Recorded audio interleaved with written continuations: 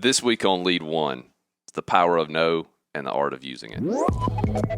Welcome to the Lead One podcast, where our mission is to lead leaders through leadership. The goal is to get 1% better every day. Let's see what Drew and the guys have to say. All right, so welcome back to Lead One podcast. Let's get 1% better today. I've got Brandon with us and Sam Buck. So this week's topic is the power of no, and I think equally as important is the art of using it. And I think for most of us, when we hear that, it immediately has kind of a negative connotation to it. And I think that this may be difficult for some leaders. And what put it in perspective for me was actually a story from a pastor.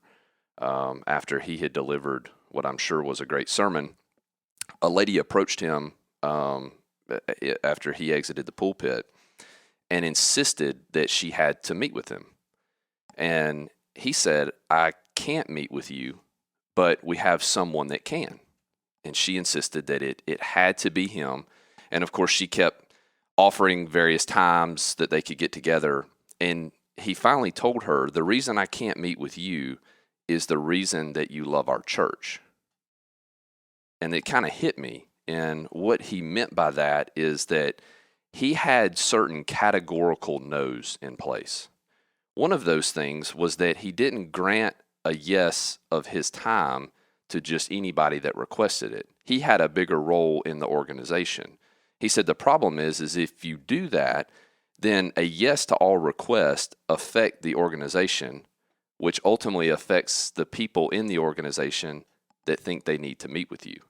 So his role in the church was not meeting with every single person that requested his time, because that would take away from what he contributed to the church, which ultimately was the reason that this particular lady loved about him and the church. So that kind of put it in perspective for me. What are your guys' thoughts? I think when you brought when we decided to go with this topic, I instantly thought about family and setting boundaries between the parents and the kids, and it made me really think about and dive into how to say no without saying no. I knew the importance of no. I knew that boundaries needed to be set in that dynamic. And it just made me think of and what's creative ways to just say no without saying it. So right. A lot of my research went down that rabbit hole. What'd you find? I think when we get to that part, we can talk about it. Okay, I was intrigued. Oh yeah, no problem. Well, my perspective was about when you say no, it was in reverse, so to speak. So when I'm saying yes to something, what am I saying no to? And when I'm saying no to something, what am I actually saying yes to? So I feel like knowing that power, or knowing exactly what my intentions are, or what my answer really is, or what I'm willing to give up at that moment, helps me to make a decision on what I'm saying yes and no to. And then in turn, I also kind of looked at identity from an identity standpoint. If I have the ability to say no, that means I have an identity. I know what I am. I know what I'm going to do. I know what I want to do. A lot of times when you say yes to everything, you don't really have an identity yet. What do you mean? So if I'm saying yes to everything, that means I'm trying to find where it is I'm trying to be. I'm just taking everything on in hopes that something comes out that fits me. But if I know who I am, if I am a basketball player and someone says, "Hey, why don't you come out and play soccer with us?" No, I'm going to the gym. If somebody says, "Oh, let's go run some routes, run the route tree," no, I'm going to shoot some free throws. You know what I'm saying? I have an identity. Sure. So, I think that's establishing a priority. Absolutely. So when it comes to, managing your time, managing your schedule, if you don't have those priorities set, then how do you know what to say yes to and what to say no? So the basketball player's priority is basketball. Exactly. You know, I heard this one time that, and it kind of falls in line with what you said, Sam, is no one's ever going to ask you to accomplish your top priorities. Mm-hmm. When they're asking something of you, it typically is on because of their agenda, or it is helping accomplish their priorities. So I think if you view every decision with kind of that mindset, that helps guide you in what you say yes and what you say no to. Absolutely. Yeah, just having goals in front of you makes it easier to say no. You know what I mean? Right. I was and I'm sorry that I always think about my family, but that's the first business in my life. Right. Nothing wrong with that. But my daughter is, she's finding the word no. You know what I mean? She's flexing that no muscle now. So it was. You're gonna hope one day she keeps using that word. Yeah, hope so. Hope so. Not towards me, but towards the things that she needs to. So I taught her how to say, "What's my options?" when I say no to her. So now I say no to her, and she says, "What's my options?" Right? And now I don't want to keep saying the word no to her, but I need to say no because she wants everything. She wants everything on a platter. She wants everything, right? So when I was looking up the art of saying no and without saying no, it was like 3 different categories I came across. It says reference a commitment. You know what I mean? I go to the gym every day at lunchtime. So me saying no to going to lunch with you or Sam, I could just say, I go to the gym at lunch. You know what I mean? So I'm basically saying no because I already got a commitment. Right. It's your priority. Yeah. And then they have the other category was counteroffer. Mm-hmm. Saying no, and this is what you were saying. I don't have time now, but I have time whenever I have time. Right. And then the last one was just saying that you it says categorical no, that's what it says, but it was like I don't drink on the weekdays, and you're saying no to going to happy hour with the team or something like that. Right. You know what I mean? Right. So it's a whole bunch of different ways to say no without saying no, and I thought that was powerful to me because I got to figure out how to say no to my daughter without saying no. Right. Right. Right. You know what I'm saying? Well, a couple of things you said that kind of sparked some conversation for me. One, knowing how to say no is all to me without saying no is sometimes powerful in the event of you give the options of what you could do. Right. Like if you go to a car dealership, right, and you got a good salesperson in front of you, and you say, I want that car, and they know that car isn't available, they can say, well, here are the options that I have. They've literally told you no. Yeah. Right. You know what I'm saying? That's one thing. And I think one of the other things that you said reminded me when you talk about commitment. When you truly have a commitment to something, it's easier to say no to some stuff. Like you said, you go to the gym at lunchtime. Right? We all know that. You know what I'm saying? But then when you're leading people, when you say no to them on certain aspects, you know if they have a commitment to what they're doing or if they just have a really good interest. Right. You feel what I'm saying? Yeah. It's the difference between interest and commitment. I heard, I don't know if you guys ever heard this motivational speaker, Eric Thomas. Yeah. And Eric Thomas talks about a lot sometimes the difference between interest and commitment. Right. You know what I mean? When you're committed to something, saying no is very easy because you're committed to a goal. But here's something that I found very interesting, and my thought process is maturity is obviously saying no to the things you don't want to do for the sake of your time, right? Because people usually say no for a few reasons. What? A lack of relationship, a belief system, or not having time, right? Maybe one or two other categories, but those really things. But when you really mature in something is when you say no to the things you actually want to do for a commitment in something else. And I think as leaders, a lot of time, being able to show people, our people or people that are on our teams, the ability to say no to things you even want to do, like going to lunch with your people, because you are committed to something. It leads in a way that it has profound impact that you didn't even realize. You know what I mean? I kind of came across that whole just going to lunch because I felt like I was trying to change my habits. You know what I mean? So I kind of used that as fuel to commit, and then when options come across there, sometimes it's like a big to do, and I'm like, yeah, I'll go to lunch with you. You know what I mean? Right. So it makes that lunch very special to whoever we're going to lunch with too. Well, that's exactly what I was going to say, because scarcity creates value. Yeah. So when you're not available all the time, your influence becomes greater. Yep. And so that's kind of reverse psychology, though, right? And equally, I think this is much easier in a small organization, or maybe when you have a smaller team, because typically in that environment, you do get to know your people on maybe more of a personal level.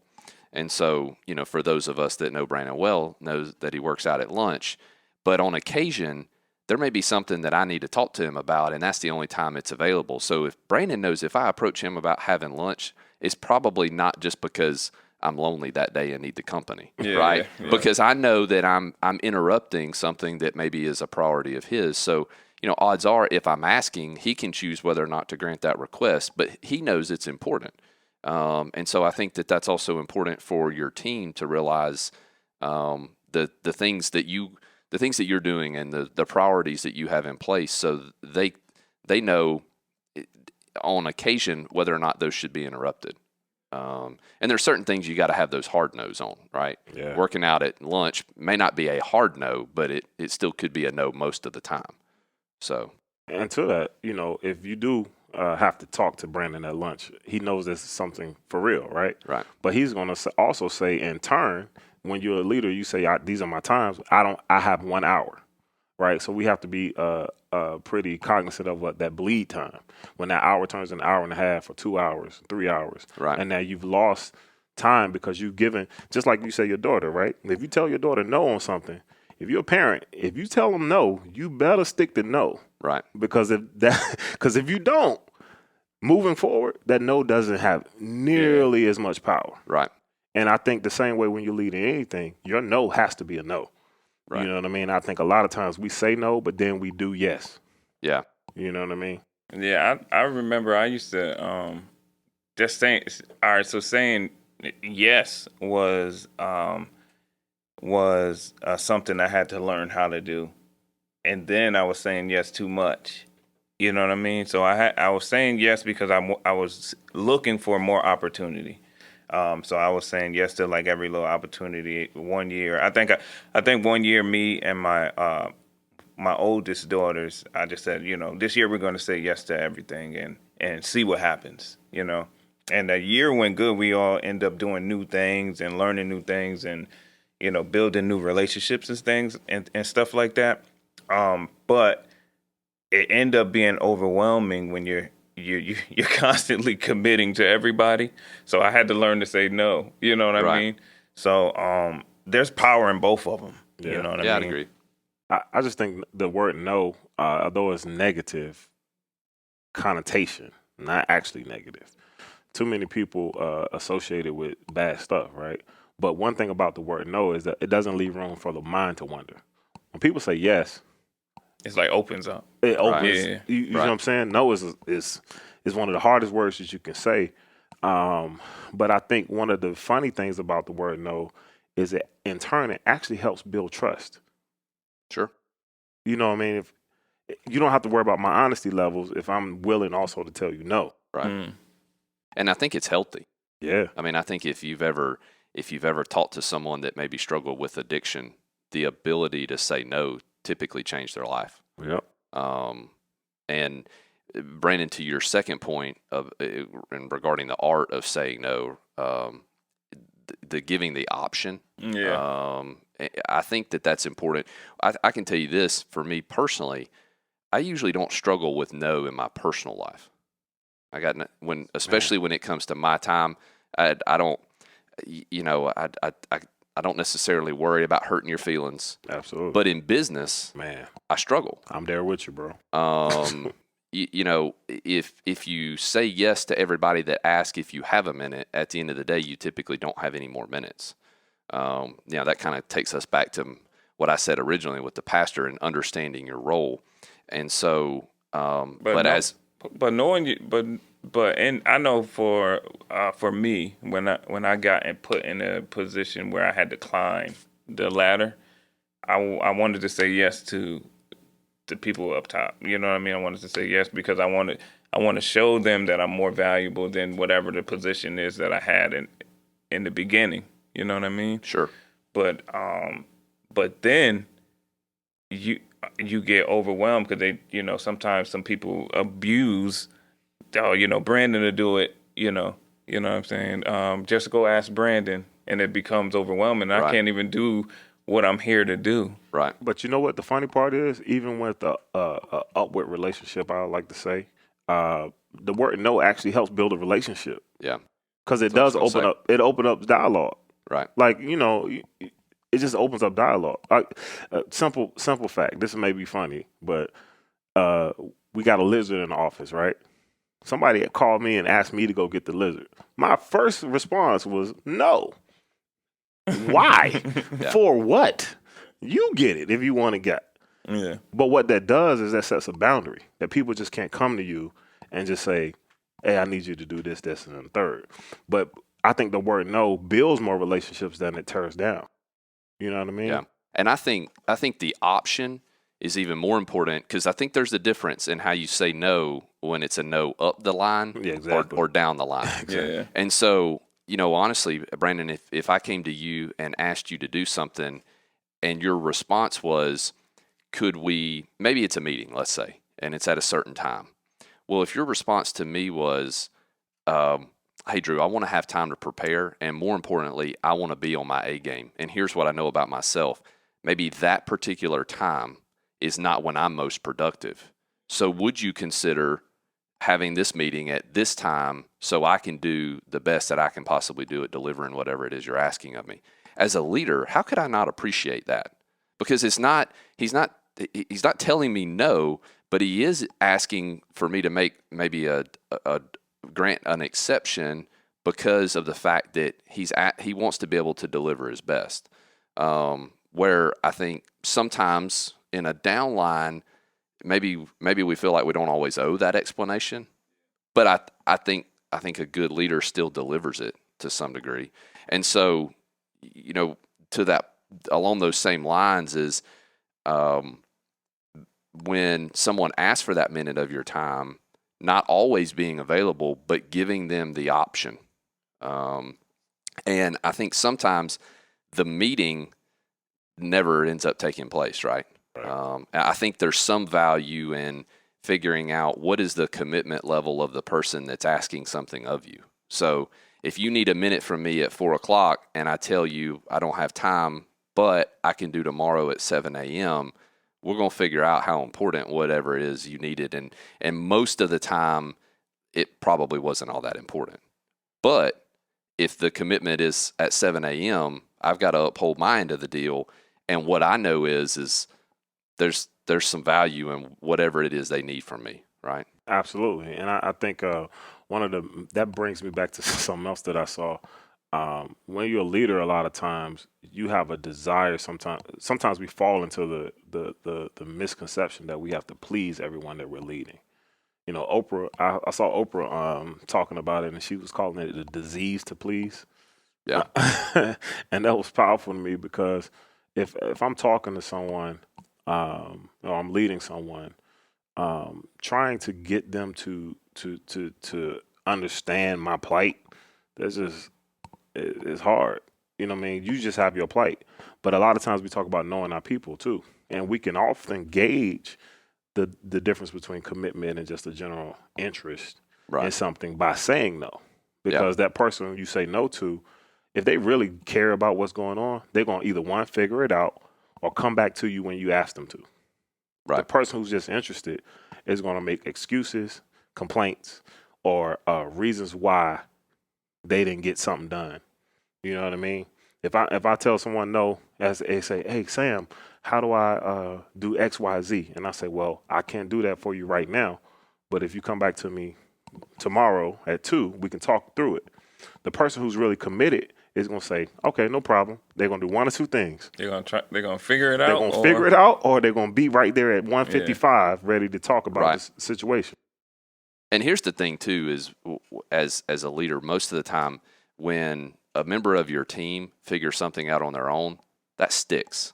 Absolutely. The quick answer that you give them, because of the fact that maybe it's just because you've got more experience than they do, oftentimes doesn't stick near as long, and that question probably comes back around to you in some period of time.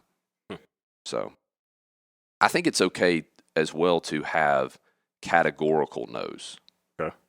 The pastor had a categorical no of, I don't meet with people who are requesting my time on an individual basis, especially when maybe you don't know the purpose behind the meeting. Primarily because if he did, obviously that opens the door. Brandon, you mentioned, maybe a categorical no is that I'm not drinking any alcohol. And I think sometimes, Sam, to your point, the yes opens up the door, and then there's a lot of unknowns in that. I think a lot of people shy away from those categorical no's because that takes a lot more discipline, right? Yep. So, call to action. Everybody has what I call a go time, a slow time, and a no time. Go time meaning when you're most productive. The reality is, for most of us, that's only maybe a 3, 4, 5 hour time span. For some of us, it's in the morning. For some of us, it's midday. Some of us, it's late at night. And I think as things have changed with COVID and more people are working remotely and virtually, that's become more evident. I know for us, I get emails from members of our staff sometimes at like 2 a.m. Maybe that's their go time. And traditionally before, they were never able to operate in that time. If your go time is 2 a.m., then your life's a little easier. And what I mean by that is there's typically not near as many distractions at that hour. Maybe that's why. Maybe they strategically chose that time.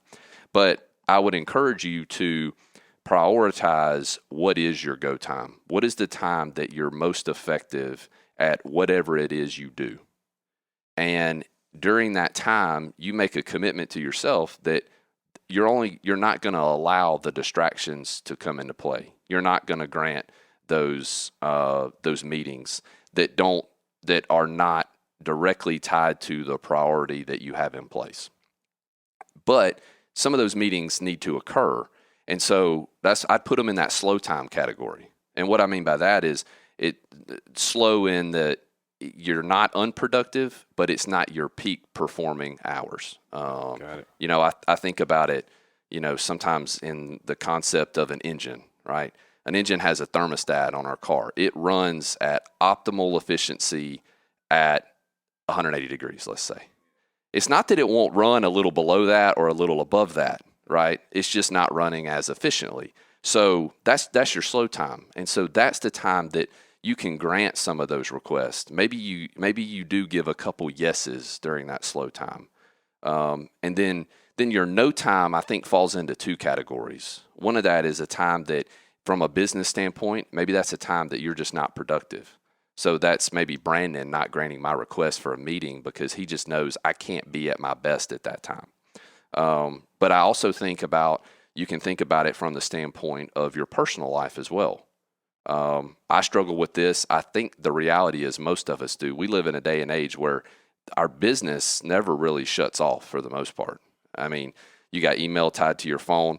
Most of us are wearing a smartwatch, so it's buzzing you at 7 o'clock in the evening when you should be with your child. And so some of that is creating that hard no, meaning that you're going to turn work off during that time. And some of that's creating that priority of that family time. I think it's important to, if you're married, your spouse's no time as well, and that you honor that. I think if you prioritize what you're trying to accomplish and break your schedule up in that time frame, you can be a lot more efficient and ultimately have a better life balance, if you will. If you got 1% of value from this podcast, do us a favor. Like, comment, share, subscribe. Tell your friend, tell your coworker. Until we meet again, lead one.